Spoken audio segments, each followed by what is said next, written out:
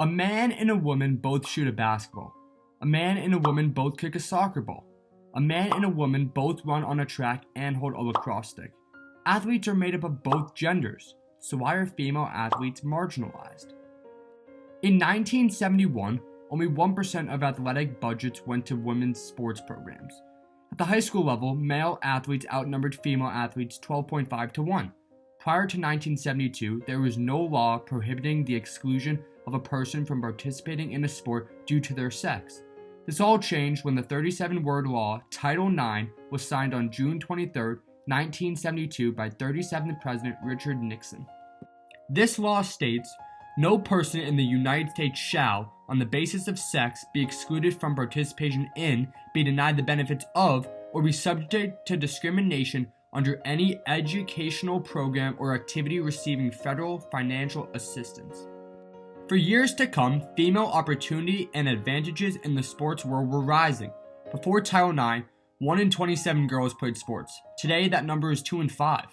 High school girls' athletic participation increased from 295,000 in 1971 to 2.8 million in 2003, an increase of over 840%.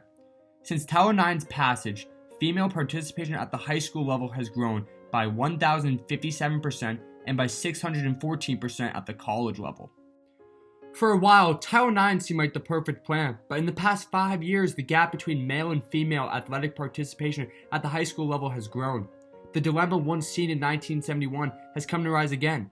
Female high school athletes receive 1.3 million fewer athletic participation opportunities than their male counterparts, 3.2 million female versus 4.5 million male. The opportunity for female participation should be more equal to men. It is unfair there are 1.3 million fewer athletic opportunities for high school girls. The impact of Title IX on women's sports is significant.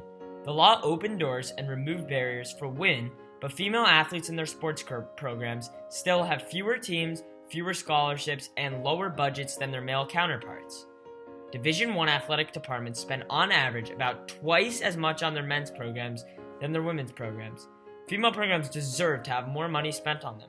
This gap between money spent has gotten too large and is simply unjust. We recently got the opportunity to speak to Jermaine Lester, former WNBA player, who currently works as the assistant coach for the UConn women's basketball program. Lester talked to us about the role the media plays in female marginalization. Covered every other school, Cinderella stories from men's programs, but you don't really see as much all over ESPN for women's programs who are Cinderella stories in the NCAA tournament. Even the professional athletes do not get a lot of media attention. While examining 934 local network affiliates from 2014, researchers found that only 32 segments were on women's sports, amounting to about 23 minutes of coverage. On SportsCenter, 376 stories covered men's sports, and only 13 segments covered women's. The following are segments that sports shows decided to air instead of women's sports. Yeah, I don't know if there's an insect problem or whatever, but he's not very happy. Highlights of that. Oh, yeah. Oh, sure. Get in the catcher's equipment bag. That would be great. Throughout the regular season, it's okay to have a little bit of it, but in the postseason, when you're optimal recovery, when whoever can recover the fastest from game to game, going to put themselves in position to be successful the next game. So the sugars I kind of cut out. It is remarkable that stuff like this is being aired, while some of this stuff isn't being aired. USA won 13-0 in the Women's World Cup, setting a new record. Back in March of this year, 28 players on the just talked about dominant U.S. women's national team filed a federal class action lawsuit in the United States District Court in Los Angeles against the U.S. Soccer Federation. They're suing the USSF for institutionalized gender discrimination, claiming that the USSF is in violation of the 1964 Civil Rights Act. Although the women's team is more successful than the men's team, the male players get paid a lot more money than the women do.